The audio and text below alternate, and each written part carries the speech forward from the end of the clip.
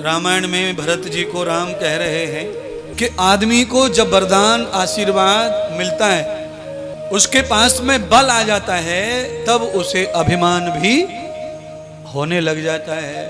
100 वर्षों तक ध्यान करना कोई छोटी मोटी बात नहीं बंधु। मैंने संध्या, मैं आपको व्यासपीठ से कह रहा हूं, संध्या मैंने 6 वर्ष की आयु से शुरू की। संध्या कहते हैं 2 बार सुबह शाम भजन करने को। उसके बाद बहुत सारी मैंने अलग अलग साधनाएं की, बहुत सारी की अलग अलग। भगवान श्री राम और लक्ष्मण ने जो साधना विश्वामित्र जी के यहाँ 6 साल में की, वो साधना मैंने भी 11 साल में पूरी की। वही साधना, बिल्कुल वही साधना। पर वो मनुष्य के शरीर में आए ब्रह्म है, और मैं मनुष्य के शरीर में आया मनुष्य ही हूं, तो मुझे टाइम ज्यादा लगा। पर मैंने अपने इष्ट का, मैंने अपने राम का आदर्श पाला, तो मैंने वो चीज को प्राप्त किया, वो शक्ति को प्राप्त किया, वो साधना को प्राप्त किया। सब करें, पर वो तभी होती है जब आपके शरीर में भोजन और मल शुद्ध हो। अगर आपका भोजन अशुद्ध है और फिर मल अशुद्ध है, तो कोई भी साधना आपसे होने वाली नहीं है। अच्छा बोलो, 1.25 मिनट ही भाई, 1.25 मिनट ही नमाज क्यों पढ़ी जाती है? भाई भजन तो कितना भी करो ना, 1 ही मिनट करके छोड़ देना क्यों? क्योंकि भोजन भी अपवित्र और मल भी ज्यादा देर चित्त लगने वाला नहीं है। अच्छा, ऐसे हमारे लोग भी, ऐसे सनातन हिंदू धर्म में भी ऐसे लोग हैं, 1 मिनट भी चित्त नहीं लगता भजन में। 1 मिनट गुरु बना लिया, मंत्र ले लिया, श्रद्धा पूरी है, गुरु जी, पर मंत्र जपने के लिए चित्त नहीं लगता है। 2-4 मिनट में थक जाते हैं, परेशान हो जाते हैं, बड़बड़ाने लगते हैं। और बैसी बतराने में कितने भी टाइम बिठा लो, 4 घंटे 3 घंटे हैं। यहाँ पर भी कई लोग ऐसे हैं जिनके घुटने दुखे, कमर दुखे, पर बतरावे को नंबर आ जाए तो 9 घंटे तक ना उठे। आदमी बदलता चला जाता है, पर हम नहीं बदलते। बतराने में क्या है? क्योंकि बाह्य संसार में मन हमें फंसा रहा है। और भाई साहब, एक बार हम दलदल में फंस जाते हैं तो फिर दलदल में जाते ही जाते चले जाते हैं, फिर उससे निकलना अति दुर्लभ हो जाता है। अहम ब्रह्म चेष्टाम तम पुरुष वेदम सहस्रम च सहस्र वर्षच्च यावते मधु कैटवः। मधु और कैटव नहीं, 100 वर्ष तक भगवान का ध्यान किया, जगत माता का। अरे भैया, 100 वर्ष में तो कोई भी प्रसन्न हो जाएगा। आप एक दिन, पूरे दिन भर, ज्यादा नहीं, सुबह से शाम तक अपने गांव के सरपंच के खाली प्रशंसा करो, प्रशंसा दिन भर करो। भाई क्या सरपंच है भैया, ऐसा सरपंच हमने देखो ही ना। झूठ बोलो, झूठ।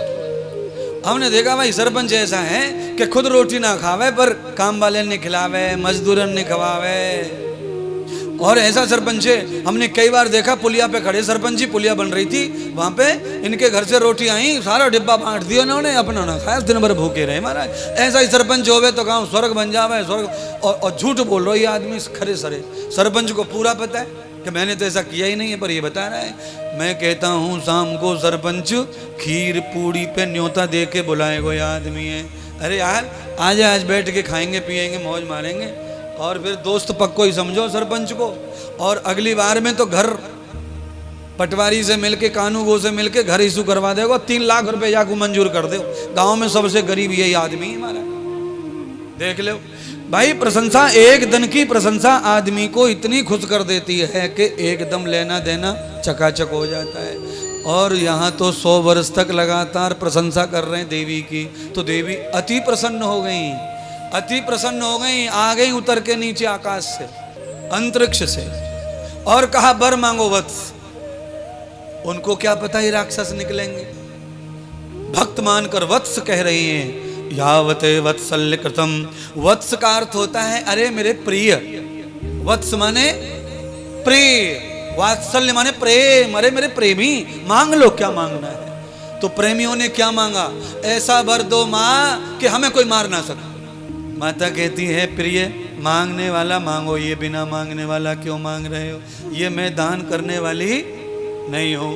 क्योंकि तुमने शरीर धारण कर लिया है, तो तुम्हें शरीर एक दिन छोड़ना भी, शरीर छोड़ना पड़ेगा। और तुम नियम तोड़ोगे तो आशीर्वाद नहीं मिलेगा। नियम में आशीर्वाद मांगो। क्या चाहिए? घर, मकान, दुकान, राजा महाराजा, क्या बनना चाहते हो बोलो? ब्रह्मा की गद्दी दे दें, विष्णु बना दें? नहीं, हमको अमृत दो, हमें मरना नहीं है किसी से।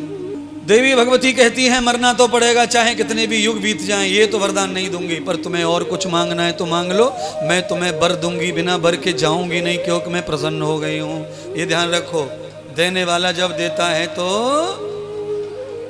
हाँ, लेने वाला आगे हट रहा है, पीछे हट रहा है, पर माँ कह रही है मैं जाने नहीं दूंगी, लेना ही पड़ेगा। लो क्या राक्षस मैल से पैदा हुए थे, इसलिए बुद्धि अच्छी नहीं थी।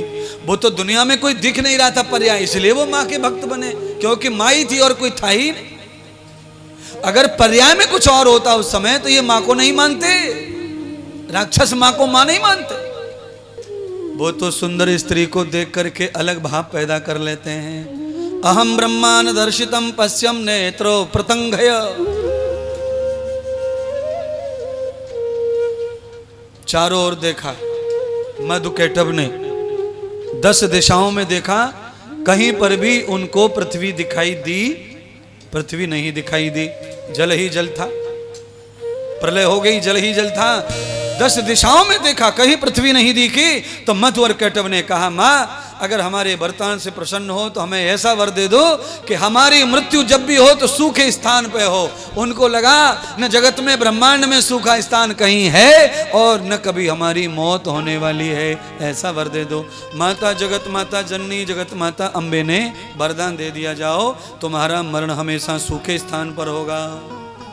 अब सूखा स्थान कहाँ, कहीं नहीं, सब जो धरती जलमग्न हो रही है, पूरी धरती जलमग्न है, सूखा स्थान कहीं है ही नहीं। और इनके अलावा कोई धरती पर बलवान नहीं है, क्योंकि अभी प्रलय के बाद कोई शरीर ऐसा आया ही नहीं जिसने 100 वर्ष भक्ति की हो, तप किया हो, जप किया हो। इन्होंने जप किया, तप किया, इतने बलवान हो गए कि पूरे के पूरे साम्राज्य तीनों लोकों में इनका हो गया, क्योंकि कोई था नहीं।